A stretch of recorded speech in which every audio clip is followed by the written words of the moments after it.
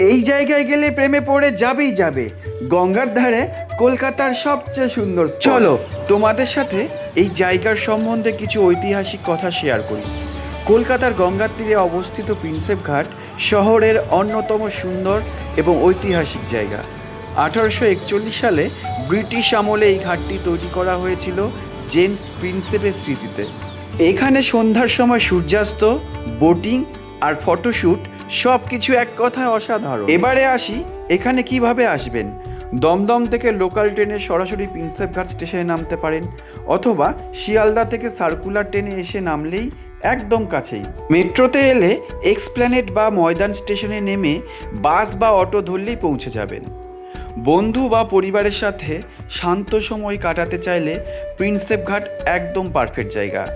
আবার অন্য কোনো মিনি ব্লগে দেখা হবে। Till then keep watching, tata.